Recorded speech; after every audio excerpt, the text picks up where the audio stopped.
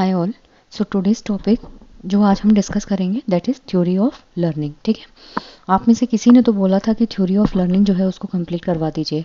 इसमें बहुत सारी थ्योरीज हैं, हम वन बाय वन जो है उनको कंप्लीट करते चलेंगे। The theory of learning refers to conceptual framework that explain how individuals acquire. Basically जो थ्योरी ऑफ लर्निंग होती है, यानी कि जो लर्निंग मीन्स अधिगम। ठीक है, आप किस तरीके से चीज़ों को सीखते हैं, किस एनवायरनमेंट में आप चीज़ों को अडेप्ट करते हैं, दैट इज़ कॉल्ड लर्निंग। इंसान जो है वो पूरी लाइफ क्या करता है, चीज़ों को सीखता है। ऐसा नहीं है कि अधिगम खत्म हो जाता है, हम जब तक मरते नहीं हैं तब तक कुछ ना कुछ चीज़ों को सीखते हैं। करेक्ट। तो थ्योरी ऑफ जो लर्निंग है वो बेसिकली क्या होता है, कंसेप्चुअल फ्रेमवर्क होता है। आप अपने दिमाग में कॉन्सेप्ट्स बनाते हो, यही कॉन्सेप्ट्स क्या होते हैं, आपकी लर्निंग को प्रमोट करते हैं। आप नॉलेज गेन करते हो, अधिगम में क्या आता है, ज्ञान आता है, नॉलेज आती है, स्किल्स, आप अपनी स्किल्स को इम्प्रूव करते हो। किसी के अंदर कोई स्किल होती है, किसी के अंदर कोई स्किल होती है। अपना बिहेवियर, कि कैसे आप लोगों के सामने अपने आप को रिप्रेजेंट करते हो। आपका एटीट्यूड, किसी भी चीज़ को देखने का आपका जो नज़रिया होता है दैट इज़ कॉल्ड एटीट्यूड। ये जो थ्योरीज हैं ये किस बेसिस पे बेस्ड होती हैं, साइकोलॉजिकल, कॉग्निटिव और एजुकेशनल रिसर्च पे। साइकोलॉजिकल मतलब मनोवैज्ञानिक, कॉग्निटिव मतलब संज्ञानात्मक, और एजुकेशनल रिसर्च जो भी हम एजुकेशन में रिसर्च करते हैं। तो बेसिकली अब हम 6 मेजर थ्योरीज हैं जिनके बारे में देखेंगे। इट्स जस्ट आउटलाइन कि थ्योरीज ऑफ लर्निंग एग्जैक्टली है क्या। सबसे पहले आता है बिहेवियरिज्म, जिसे हम बोलते हैं व्यवहारवाद। ठीक है, व्यवहारवाद आप बहुत अच्छे से जानते हैं। इसमें 3 साइंटिस्ट आते हैं, 3 साइकोलॉजिस्ट आते हैं। इस थ्योरी जो है उसको हम क्या बोलते हैं, एसआर थ्योरी। इसमें बेसिकली जो बिहेवियर होता है ना उसको ऑब्जर्व किया जाता है। बिहेवियरिज्म मतलब व्यवहारवाद, इसमें आपका जो बिहेवियर है, आप किस तरीके से अपना व्यवहार शो कर रहे हो, that is called observable behaviour. और एनवायरनमेंट के साथ आपका रिलेशनशिप कैसा है, इस चीज़ को इसमें बेसिकली फोकस किया जाता है। मेन कीवर्ड याद रखिएगा, in this theory we observe the behaviour. अब इसमें की प्रोपोनेंट्स कौन से हैं, जिन साइंटिस्ट ने इसमें काम किया है, दैट इज BF स्किनर। इनकी थ्योरी का नाम क्या है, आर थ्योरी, यानी कि रिस्पॉन्स थ्योरी। इसमें रिस्पॉन्स पहले दिया जाता है और स्टिमुलस बाद में यूज होता है। इयान पावलोव, इनकी थ्योरी का नाम क्या है, एस थ्योरी। इनकी पूरी थ्योरी जो है वो कुत्ते पे बेस्ड थी। डॉग यूज हुआ था इसमें, सलाइवा जो है सलाइवरी ग्लैंड को यूज किया गया था। दूसरा, इनको नोबेल पुरस्कार भी मिला था।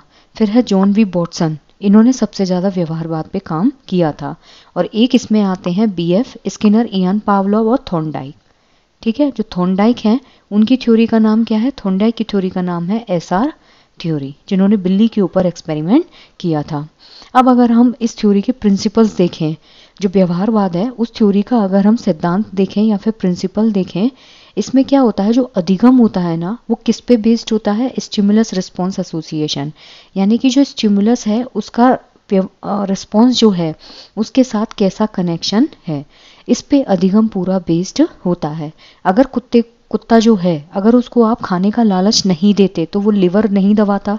क्यों? क्योंकि वो बाहर आने की कोशिश नहीं करता। यही पावलोव की थ्योरी है कि जो कुत्ता होता है वो खाने के लिए पहले कुत्ता जो होता है वो क्या करता है, लार टपकाता है खाने को देखकर। ठीक है, तो खाना क्या था यहाँ पे, यूसीएस मतलब अनकंडीशनल स्टिमुलस। दूसरी कंडीशन में क्या था, घंटी बजती है तब कुत्ता लार टपकाना स्टार्ट कर देता है। क्यों? क्योंकि जैसे ही घंटी बजती है उसके तुरंत बाद कुत्ते को क्या है, खाना दिया जाता था। That is CS। वो क्या था, CS यानी कि कंडीशनल स्टिमुलस। एक था कि घंटी बजती है और फिर तुरंत खाना दिया जाता है। तो उस कंडीशन में क्या था, बच्चा जो कुत्ता है वो चीज़ों को लाइन अप करता है। ठीक है, तो बेसिकली जो भी इयान पावलोव थे, BF स्किनर थे, EL थॉर्नडाइक थे और वॉटसन थे, इन सब की थ्योरी जो है वो SR थ्योरी पे बेस्ड थी। आप किसी ना किसी स्टिमुलस जो है उसको यूज करते हो, वो आपको क्या करता है, मोटिवेट करता है, तभी आप चीज़ों को लेके रिस्पॉन्स करते हो। Next is reinforcement. इस पे सबसे ज़्यादा काम किया था BF स्किनर ने। ठीक है, उन्होंने बोला था कि अगर आप बच्चे को रीइंफोर्समेंट नहीं दोगे, जिसे हम बोलते हैं पुनर्वलन, चाहे रीइंफोर्समेंट पॉजिटिव हो चाहे रीइंफोर्समेंट नेगेटिव हो, ठीक है, वो क्या करता है, व्यवहार को हमेशा स्ट्रेंथ करेगा, यानी कि व्यवहार को मजबूत करता है।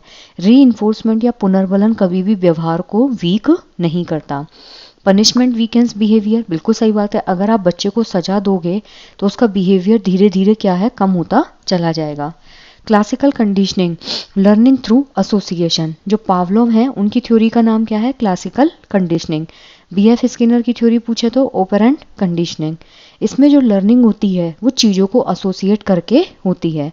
पहले क्या था? अनकंडीशनल स्टिमुलस दिया था, खाना दिया था, तो इसमें रिस्पॉन्स कैसा आया था? Unconditional response. जब आप मिठाई की दुकान पे जाते हो तो हमारे मुंह में लार आती है, ये क्या है? नेचुरल चीज़ है, बहुत नेचुरल फिनोमेना है, रिफ्लेक्स एक्शन है कि आप दुकान पे जा रहे हो, आपने कोई चीज़ अपनी पसंद की देखी तो आपके मुंह में लार आएगी ही आएगी। फिर हम क्या करते हैं? सीएस देते हैं, यानी कि पहले घंटी बजाते हैं फिर खाना देते हैं। उसके बाद कैसा रिस्पॉन्स आता है? यूसीआर, यानी कि आपने पहले घंटी बजाई, घंटी बजाते ही थोड़ी देर के बाद आपने कुत्ते को खाना दिया, तो उस कंडीशन में conditional stimulus plus unconditional stimulus, तो क्या रिस्पॉन्स आया? अनकंडीशनल। लार आएगी ही आएगी, क्यों? क्योंकि घंटी और खाने के बीच में यहाँ पे क्या है? अनुबंधन स्थापित हो गया।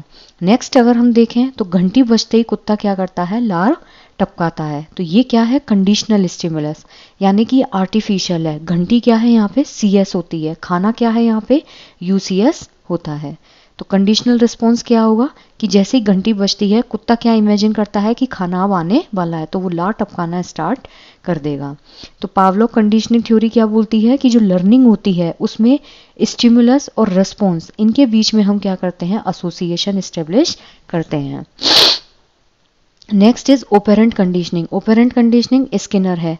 इसमें जो लर्निंग होती है ना वो कॉन्सिक्वेंसेस के थ्रू होती है। जो स्किनर है उन्होंने कबूतर पे काम किया था, ठीक है। अब इसमें अगर आप एक चीज़ देखेंगे, इन्होंने पिजन बॉक्स भी यूज़ किया था। जो बीएफ स्किनर है उनकी थ्योरी में क्या था? रिस्पॉन्स पहले आता है, ठीक है। चूहा जो है वो क्या करता है? रिस्पॉन्ड पहले करता है और स्टिमुलस उसको बाद में दिया जाता है। उसको आप जो चूहा है उसको हम एक बॉक्स में बंद करते हैं, वो लीवर दबाता है, लीवर दबाने के बाद वो बॉक्स से बाहर आता है, बाहर आने के बाद उसको खाना दिया जाता है। उसको पहले से नहीं पता था कि बाहर आने के बाद उसको खाना मिलेगा, तो यहाँ पे चूहा लिवर दबाने की जो कोशिश कर रहा था और फिर जो बाहर आता है दैट वाज रिस्पॉन्स, और बाद में उसको जो खाना दिया गया है दैट वाज स्टिमुलस। तो इस थ्योरी को हम क्या बोलते हैं? RS theory. इसमें जो लर्निंग होती है वो किस तरीके से कॉन्सिक्वेंसेस उसके सामने आते हैं उस बेसिस पे बेस्ड होती है। अब अगर हम एक एग्जांपल देखें, a student studies harder after being rewarded with praise और गुड ग्रेड। अगर आप किसी बच्चे को तारीफ करते हो या किसी बच्चे को किसी भी चीज़ को लेके अप्रिशिएट करते हो तो वो बच्चा क्या करेगा? बहुत अच्छे से परफॉर्म करेगा। क्यों? क्योंकि ये क्या होता है? एक्सटर्नल रिवॉर्ड होता है, यानी कि आप बच्चे को क्या कर रहे हो? रिवॉर्ड देके उसको जो एजुकेशन है यानी कि उसकी जो लर्निंग है उसको हम बढ़ावा देते हैं। ये था आपका बिहेवियरिज्म, ठीक है। नेक्स्ट थ्योरी है आपकी कॉग्निटिविज्म। इसे हम बोलते हैं संज्ञानवाद, यानी कि संज्ञानात्मक थ्योरी, ठीक है। संज्ञानात्मक थ्योरी का मतलब होता है जिसमें बच्चा जो है ना वो सेंटर में होता है। चाइल्ड क्या होगा? सेंटर में होगा। अब बच्चे को सेंटर में रख के क्या करते हैं? एक ऐसा एनवायरनमेंट देते हैं जिसमें बच्चा खुद से अपने ज्ञान का निर्माण करे। इसमें कौन कौन आते हैं? जीन पियाजे। जीन पियाजे की थ्योरी का नाम क्या था? Cognitive development. हम ये थ्योरी पढ़ चुके हैं। एक है जेरोम ब्रूनर। जो जेरोम ब्रूनर है उन्होंने भी संज्ञानवाद पे ही काम किया था। एक है डेविड आसुवेल। ये सारे कौन है? संज्ञानवाद हैं। और इसी में ही एक आते हैं लेव वाइगोत्स्की, ठीक है। इनकी थ्योरी का नाम क्या है? सोशियो कल्चर डेवलपमेंट, ठीक है। जो कॉग्निटिज्म होता है ना, इसका मेन फोकस होता है बच्चे की जो मेंटल प्रोसेस है उस पे, मतलब बच्चा कितने अच्छे तरीके से जो मानसिक संक्रियाएं हैं उनको कर पा रहा है। जैसे बच्चे की मेमोरी, चीज़ों को बच्चा कितना याद रख सकता है, बच्चे की थिंकिंग, कितना एक्टिवली बच्चा चीज़ों को सोचता है, बच्चे की प्रॉब्लम सॉल्विंग स्किल, किसी भी प्रॉब्लम को सॉल्व करने में बच्चा किस तरीके से एक्टिवली इंगेज होता है। दूसरा अंडरस्टैंडिंग, कि बच्चा किसी भी चीज़ को कितना प्रॉपर तरीके से समझने की कोशिश करता है, दैट इज कॉल्ड कॉग्निटिज्म। संज्ञानवाद में क्या होता है? बच्चे को सेंटर में रखना है, बच्चे को एक्टिवली इंगेज करवाना है जिससे बच्चा अपने ज्ञान का निर्माण खुद करे। नेक्स्ट है कोर प्रिंसिपल, कि इस थ्योरी के प्रिंसिपल्स क्या हैं, यानी कि मेन जो सिद्धांत है इस थ्योरी का वो क्या है। इसमें जो अधिगम होता है ना वो एक एक्टिव प्रोसेस होती है, ठीक है। और आप एक्टिव किसको रखोगे? बच्चे को। चाइल्ड को एक्टिव रख के बच्चे को उसी से ही अधिगम करवाना है। किस चीज़ का होता है? Acquiring and organising knowledge. बच्चे को जो ज्ञान पहले से है या फिर बच्चा जो भी नया ज्ञान प्राप्त कर रहा है या जो भी नया अधिगम सीख रहा है वो कैसे उस चीज़ को ऑर्गेनाइज्ड वे में और अच्छे तरीके से अर्जित करता है। अर्जन जो होता है ना वो हमेशा कैसी प्रोसेस होती है, नेचुरल, जबकि जो लर्निंग होती है ना ये हमेशा कैसी होती है, एक पर्टिकुलर स्पेस जो होता है ना वहाँ पे आप जब ज्ञान की प्राप्ति करते हैं, दैट इज लर्निंग। जो इन्फॉर्मेशन होती है इसमें आप जो भी इन्फॉर्मेशन गैदर करते हो या जो भी चीज़ एक्वायर करते हो, जो भी आपने ज्ञान अधिगम अर्जित किया है वो अलग अलग स्टेजेस में होता है। जैसे सेंसरी इनपुट, हम कई बार क्या करते हैं संवेदनाओं के माध्यम से भी लर्निंग करते हैं। जैसे जो बच्चे हियरिंग इम्पेयरमेंट होती है या फिर विजुअल इम्पेयरमेंट होती है तो उनमें जो लर्निंग होती है that goes through sensory input. हम अपनी संवेदनाओं को यूज़ करते हैं, जैसे आँख, नाक, कान, मुंह। वर्किंग मेमोरी, हम कोई भी चीज़ जो होती है कई बार उसको प्रैक्टिकली करके देखते हैं। जब आप कोई काम कर रहे होते हैं तब भी हम एक्टिवली होके उस लर्निंग को गेन करते हैं।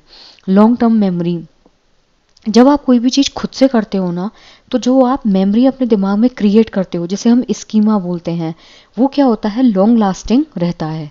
आप खुद से अगर कोई काम कर रहे हो तो आप उसको कभी भी भूलोगे नहीं। अब इसमें एक वर्ड होता है स्कीमा, जिसे हम क्या बोलते हैं, मेंटल फ्रेमवर्क। स्कीमा जो होता है ना वो कुछ नहीं है, आपके दिमाग में जो भी आप इंफॉर्मेशन इकट्ठी करते हो उसको टाइम आने पे कितना ऑर्गेनाइज्ड वे में आप उस चीज़ को यूज़ करते हो। So schema is just a bundle of memories, ठीक है। और बंडल ऑफ मेमोरीज में क्या होता है, कितना इफेक्टिव तरीके से हम उन चीज़ों को यूज़ करते हैं।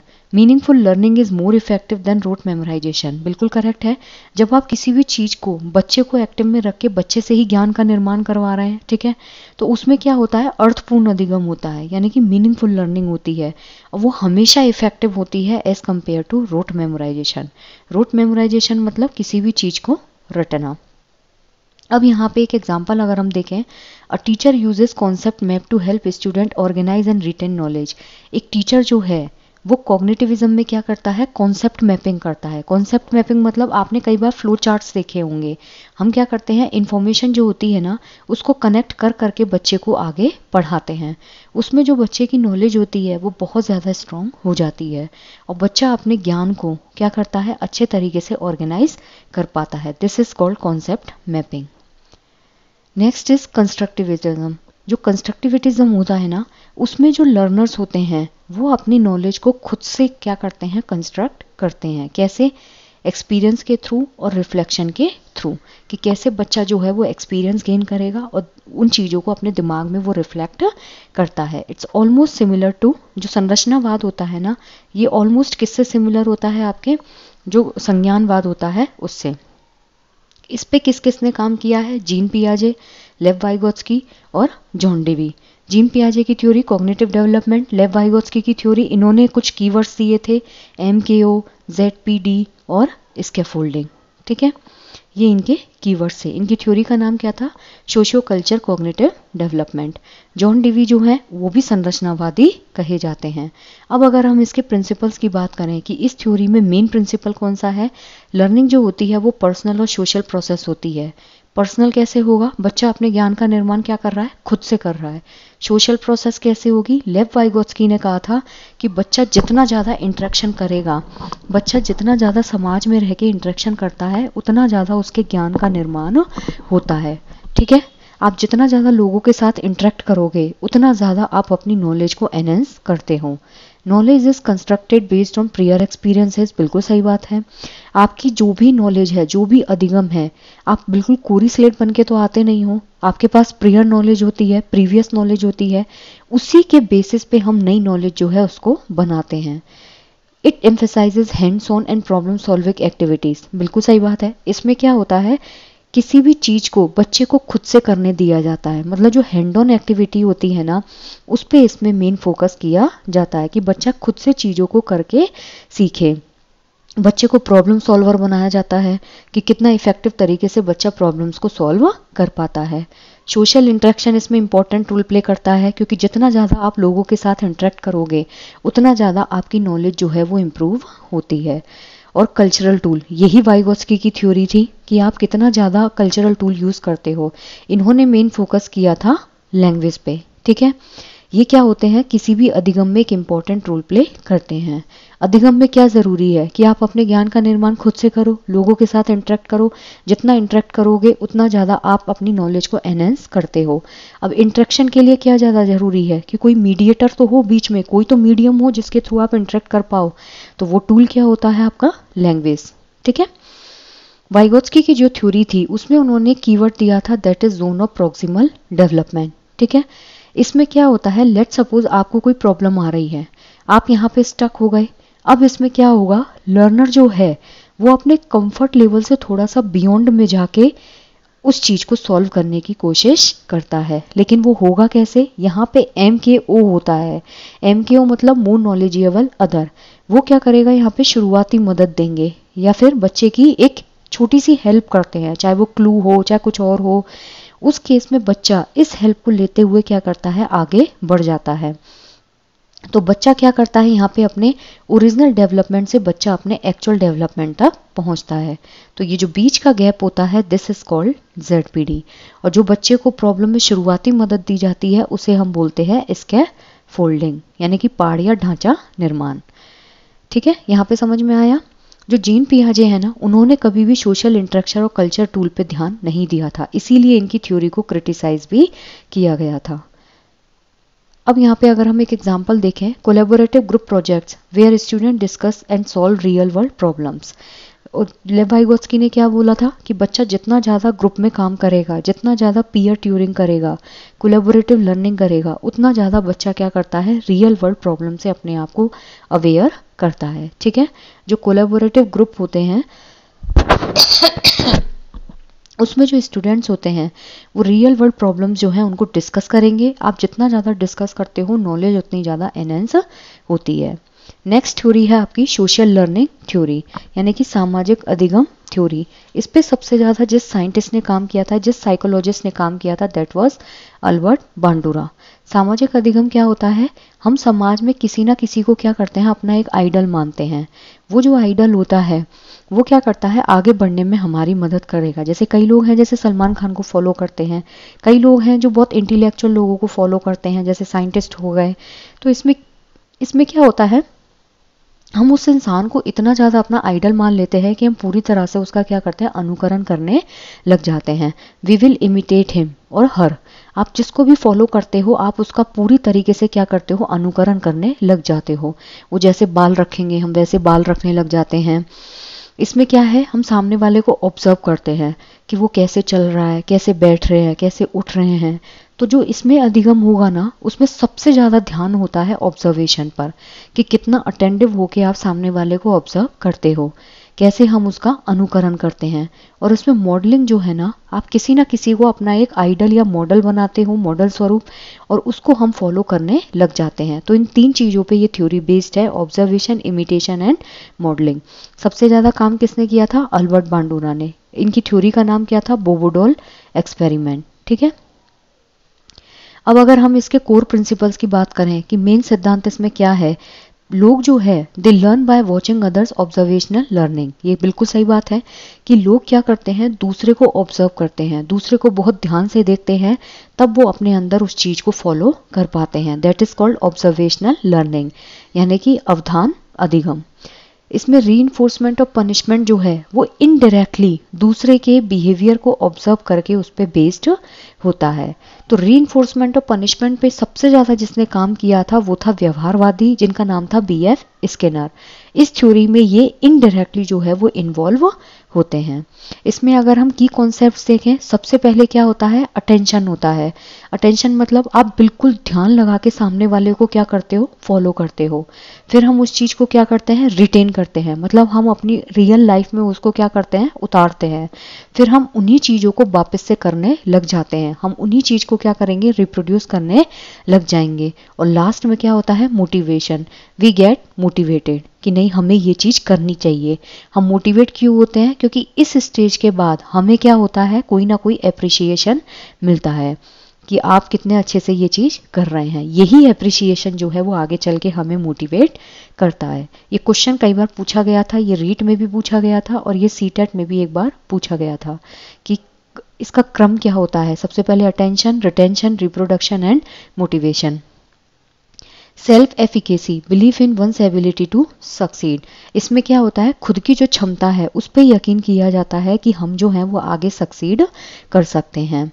अगर हम इसमें एग्जांपल देखें कि एक बच्चा जो है वो एक पजल को सॉल्व करना सीखता है, कैसे, एक पेरेंट और अपने सहपाठी को देख के। आपने कई बार देखा होगा कि कई बच्चे जो हैं वो लूडो खेलना सीख जाते हैं, चेस खेलना सीख जाते हैं, तो उसमें क्या होता है, आप अपने पेरेंट्स को फॉलो करते हो, दैट इज कॉल्ड वॉचिंग, यानी कि अटेंशन। आप जितना ज़्यादा अटेंशन रह के चीज़ों को सीखते हो उतना जल्दी आप चीज़ों को ग्रेस्प करते हो। Next is humanism.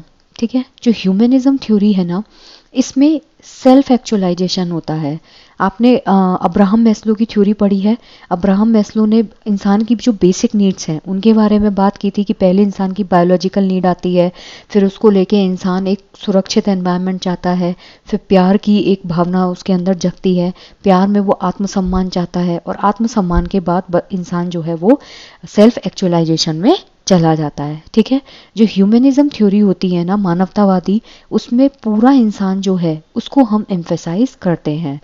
होल इंसान, होल पर्सन, मतलब कि एक इंसान जो है वो किस तरीके से बेसिक नीड्स के ऊपर क्या करता है, एक पिरामिड जैसी स्ट्रक्चर में आगे बढ़ता है, और जो सेल्फ एक्चुअलाइजेशन है वहां तक वो इंसान कैसे पहुंचता है। अब अगर इसमें हम की कंपोनेंट्स देखें कि किन साइंटिस्ट ने काम किया है, कार्ल रोजर्स और अब्राहम मैस्लो, इन दोनों ने इसमें काम किया है। अब्राहम मैस्लो ने एक पिरामिड दिया था, ठीक है, कि सबसे पहले इंसान की क्या होती है, बायोलॉजिकल नीड होती है। बायोलॉजिकल नीड मतलब उसका खाना पीना, जो भी मतलब उसकी बिलोंगिंग्स हैं। ठीक है, फिर उसके बाद इस बायोलॉजिकल नीड को लेके वो सिक्योरिटी चाहता है कि कैसे उसकी लाइफ में एक सिक्योरिटी आए। फिर उसके बाद उसको प्रेम, ठीक है, लव जो है उसकी रिक्वायरमेंट होती है, उसमें वो आत्मसम्मान जो है उसको चाहता है, और लास्ट स्टेज होती है सेल्फ एक्चुअलाइजेशन, जहां तक बहुत कम लोग हैं जो पहुंच पाते हैं। ठीक है, अब अगर हम इसके सिद्धांत देखें, इसके कोर प्रिंसिपल क्या है, इसमें जो अधिगम होता है ना वो सेल्फ डायरेक्टेड होता है। मतलब इसमें जो आप अधिगम करते हो ना तो वो एसआर स्टिमुलस से होता है, ना ही वो कॉग्निटिज्म से होता है, बल्कि इसमें आप खुद से ही, खुद को ही डायरेक्ट करके अपना अधिगम करते हो। आपका खुद का जो आंतरिक अभिप्रेरणा है, यानी कि जो इंटरनल मोटिवेशन है, वही आपको मोटिवेट करता है कि आप चीज़ों को कितना इफेक्टिव तरीके से लर्न कर पाते हो। क्लियर। मैस्लो का जो हिरार्की ऑफ नीड्स थी, आवश्यकता का जो एक क्रम था, उसमें क्या था, बेसिक नीड्स थी, जैसे safety, belongings must be made to learning to occur. अब यहाँ पे जो बायोलॉजिकल नीड थी उसमें उसने सेफ्टी ढूंढी, सेफ्टी के बाद प्रेम, प्रेम के बाद आत्मसम्मान, आत्मसम्मान के बाद उसने सेल्फ एक्चुअलाइजेशन ढूंढा। तो ये सारी उसकी खुद की सेल्फ डायरेक्टेड लर्निंग थी। ठीक है, पहले इंसान अपनी खाने के लिए, पीने के लिए, घर के लिए, इन सब के लिए स्ट्रगल करता है, फिर वो उसको सिक्योर करता है कि अपनी फैमिली के लिए एक सिक्योर एनवायरनमेंट दे सके, फिर उसको प्रेम की भावना जगती है। Learning environment should foster empathy, authenticity and respect.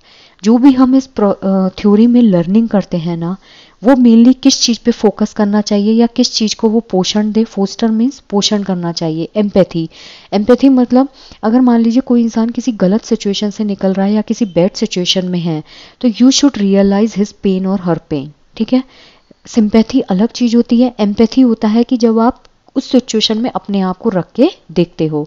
Authenticity कि हम कितना लीगल तरीके से और ऑथेंटिसाइज तरीके से चीज़ों को एग्जीक्यूट करते हैं। ठीक है, अब यहाँ पे अगर हम एक एग्जांपल देखें, a teacher creates a supportive and non judgemental classroom where student feel safe to explore and express ideas. एक टीचर है, उसने एक ऐसा एनवायरनमेंट क्रिएट किया है जहाँ पे सारे जो बच्चे हैं वो अपने आप को क्या कर सकें, सिक्योर फील कर सकें। आप सिक्योर कब फील करेंगे, जब आप चीज़ें खुद से एक्सप्लोर करेंगे, आपको एक परमिशन दी जाएगी, एक फ्रीडम दी जाएगी कि आप अपने आइडियाज़ रखो। ठीक है, जहाँ पे लोग नॉन जजमेंटल रहें। जब हम अपनी फैमिली के बीच में होते हैं वी फील सिक्योर, क्यों, क्योंकि हम वहाँ पे नॉन जजमेंटल एनवायरनमेंट में होते हैं, हमें वहाँ कोई भी जज नहीं करता। लास्ट थ्योरी है आपकी कनेक्टिविटिज्म। ठीक है, ये थ्योरी आपकी मॉडर्न थ्योरी में काउंट होती है। इसमें जो लर्निंग होती है ना वो डिजिटल एज में होती है। मतलब जो अधिगम है वो कैसे होता है, आपका डिजिट्स जो होती हैं, डिजिटल एज जो होती है उसके अंदर इसको हम काउंट करते हैं। इसमें जो साइंटिस्ट हैं that George Siemens and Stephen Downes. अगर इसका हम प्रिंसिपल देखें, जो लर्निंग होती है ना इसमें वो कनेक्ट करके होती है। ठीक है, जो भी आपने इंफॉर्मेशन ली है उनको आपस में कनेक्ट करके आप क्या करते हो, आगे बढ़ते हो। तो इसमें जो नॉलेज होगी, जो भी आपने ज्ञान प्राप्त किया या जो भी आपने अधिगम किया, वो बेसिकली ऑनलाइन प्लेटफॉर्म्स के थ्रू जब आप कम्युनिकेट करते हो, किसी कम्युनिटी में जाके आप इंटरेक्ट करते हो, ये जितने भी नेटवर्क्स होते हैं उनसे हम अपनी नॉलेज को एनहेंस करते हैं। ठीक है, किस तरीके से आप डिसीजन बनाते हो, कैसे आप इंफॉर्मेशन को निकालते हो, ये इसमें क्या होता है, मेन कोर फीचर होता है। क्यों? क्योंकि जब आप सोशल नेटवर्किंग प्लेटफॉर्म पे आते हो तो ये बहुत ज़रूरी है कि आप कितना प्रॉपर तरीके से किसी भी डिसीजन को ले पा रहे हो और कितना इफेक्टिव तरीके से इंफॉर्मेशन आप उसमें से निकाल पाते हो। इसमें टेक्नोलॉजी जो है वो एक सेंट्रल रोल प्ले करती है। अब इसका अगर हम एग्जाम्पल देखें, a student participate in an online course, एक बच्चा है जिसने ऑनलाइन कोर्स में क्या किया, पार्टिसिपेट किया। अब वो सीख कैसे रहा है, दूसरे जो पीयर्स हैं यानी कि दूसरे जो उसके सहपाठी हैं उनके साथ इंगेज होके डिस्कशन फोरम में और एक्सप्लोर करता है रिसोर्स को इंटरनेट पे। ठीक है, बेसिकली इसमें इंटरनेट जो है ना उस पर सबसे ज़्यादा फोकस किया जाता है। एक बच्चे ने क्या किया, ऑनलाइन कोर्स में पार्टिसिपेट किया। अब वो चीज़ों को लर्न कैसे करेगा, एक डिस्कशन उसमें आके, और डिस्कशन कैसे होगा, ऑनलाइन होगा, जहाँ पे और भी बच्चे जो हैं वो भी इन्वॉल्व होंगे। इसमें रिसोर्स जो है ना उनको इंटरनेट पे हम एक्सप्लोर करते हैं। आजकल बहुत सारी चीज़ें हैं जो ऑनलाइन होती हैं। अब अगर आप एक ग्राफ देखेंगे ना, इट्स कंपैरिजन ऑफ थ्योरीज। यहाँ पे थ्योरीज हैं, behaviourism theory, cognitivism, constructivism, social learning, humanism and connectivism. ये होता है की मैकेनिज्म कि इनके कीवर्ड क्या हैं। बिहेवियरिज्म में एसआर थ्योरी होती है, स्टिमुलस रिस्पॉन्स। इन दोनों के बीच में हम क्या करते हैं, एक एसोसिएशन जो है उसको एस्टैब्लिश करते हैं। कॉग्निटिविज्म में क्या होता है, इंफॉर्मेशन जो है उसको प्रोसेस किया जाता है। इसमें बच्चा खुद से एक्टिवली इंगेज होता है। संरचनावाद में क्या होता है, एक्टिव नॉलेज होता है, यानी कि बच्चा एक्टिवली इन्वॉल्व होकर खुद से अपनी नॉलेज को कंस्ट्रक्ट करता है। सोशल लर्निंग में ऑब्जर्वेशनल लर्निंग होती है, आप सामने वाले को ऑब्जर्व करते हो, अटेंटिव होकर उस चीज़ों को अपने आप में रिटेन करते हो। ह्यूमनिज्म सेल्फ एक्चुअलाइजेशन होता है कि खुद से आप चीज़ों को करते हो। इसमें आपकी खुद की विल पावर जो है वो एक इम्पॉर्टेंट रोल प्ले करती है, जिसमें कौन आते हैं आपके सेल्फ एक्चुअलाइजेशन में, अब्राहम मैस्लो। कनेक्टिविज्म में क्या होता है, नेटवर्क बेस्ड लर्निंग होती है, हम ऑनलाइन प्लेटफॉर्म्स को यूज़ करके जब चीज़ों को सीखते हैं। अब इसमें अगर हम लर्नर का रोल देखें, बिहेवियरिज्म में लर्नर कैसा होता है, पैसिव होता है। ठीक है, क्यों? क्योंकि सारी थ्योरी किस पे बेस होती है, स्टिमुलस और रिस्पॉन्स पे। कॉग्निटिज्म में क्या होता है, अपने ज्ञान का निर्माण वो खुद करता है, तो वो एक्टिव प्रोसेसर होता है, यानी कि इंफॉर्मेशन जो है उसको एक्टिवली वो क्या करेगा, प्रोसेस करेगा। कंस्ट्रक्टिविटिज्म में एक्टिव कंस्ट्रक्टर होता है, यानी कि वो खुद से इंफॉर्मेशन को क्या करता है, बनाता है। इन कीवर्ड्स पे ध्यान रखिएगा। प्रोसेसर मतलब एक्टिवली प्रोसेस करने वाला, कंस्ट्रक्टर मतलब एक्टिवली चीज़ों को बनाने वाला यानी कि कंस्ट्रक्ट करने वाला। सोशल लर्निंग में लर्नर कैसा होता है, ऑब्जर्वर होता है या फिर इमिटेटर, या तो बहुत ध्यान लगा के सामने वाले को ऑब्जर्व करेगा या फिर उसको इमिटेट करेगा। ह्यूमनिज्म में क्या होता है, ऑटोनॉमस होता है, ऑटोनॉमस मतलब खुद से चीज़ें होती हैं। कनेक्टिविज्म में मतलब नेटवर्क नेविगेटर, मतलब वो नेटवर्क को प्रॉपर तरीके से यूज़ करके चीज़ों को क्या करेगा, नेविगेट करेगा, यानी कि चीज़ों को परफॉर्म करेगा। अब यहाँ पे अगर टीचर का रोल देखें तो बिहेवियरिज्म में क्या होता है, ऑथोरिटी फिगर है। ऑथोरिटी फिगर मतलब जहाँ पे आप डोमिनेंसी आ जाती है, यानी कि टीचर को आप सेंटर में रख रहे हो, टीचर ऑथोराइज्ड पावर के साथ सेंटर में है। कॉग्निटिविटिज्म में टीचर का रोल क्या होता है, फैसिलिटेटर, उसका मेन काम होता है बच्चे की हेल्प करना। ठीक है, बच्चा कहाँ गलत जा रहा है, क्या कर रहा है, उस चीज़ को नोटिस करना। कंस्ट्रक्टिविटिज्म में क्या होता है, वो एज एन मेंटर काम करता है, एज ए गाइड काम करेगा कि बच्चा अगर कहीं स्टक हो रहा है तो उसकी हेल्प करना, जैसे लेव वाइगोत्स्की की थ्योरी में हमने जो स्कैफोल्डिंग पढ़ा था। सोशल लर्निंग में टीचर क्या होता है, रोल मॉडल, क्योंकि जब टीचर का बिहेवियर ही क्लास में सही नहीं होगा तो बच्चे क्या करते हैं, टीचर को भी कई बार फॉलो करते हैं। वो जैसे बैठता है, जैसे बात करते हैं, जैसे खाते हैं पीते हैं, जिस तरीके से वो बिहेव करेंगे, तो टीचर का अच्छा आचरण होना जरूरी है। ह्यूमनिज्म में क्या होता है, सपोर्टिंग कोच, जो भी टीचर हैं आपके वो कैसे होने चाहिए, सपोर्टिंग होने चाहिए, तभी तो वो एक प्रॉपर जो ग्राफ बनता है जहाँ पे आपकी बायोलॉजिकल नीड, सेल्फ एक्चुअलाइजेशन, ये सब क्या है, कंप्लीट होते हैं। कनेक्टिविटिज्म में क्या होता है, टेक्नोलॉजी इंटीग्रेटर, बहुत सारे टीचर्स ऐसे हैं जो आजकल क्या करते हैं, ऑनलाइन पढ़ाते हैं, तो वहाँ पे वो क्या करेंगे, टेक्नोलॉजी को यूज़ करके आपको चीज़ों को सिस्टमेटिक तरीके से समझाते हैं। सो आई जस्ट होप गाइस कि आपको ये एक ब्रीफिंग जो थी कि एग्जैक्टली थ्योरीज ऑफ लर्निंग होता क्या है वो मैंने यहाँ समझाया है। अब हम धीरे धीरे एक एक थ्योरी जो है उसको कंप्लीट करते चलेंगे। और जीन पियाजे जो है मैं आपको बहुत अच्छे से पढ़ा चुकी हूँ। सो नेक्स्ट जो रिमेनिंग थ्योरीज हैं one by one we will complete them with questions and answers. अगर कोई भी डाउट किसी भी थ्योरी में लगता है आप कमेंट सेक्शन में बोल सकते हैं। Thank you so much.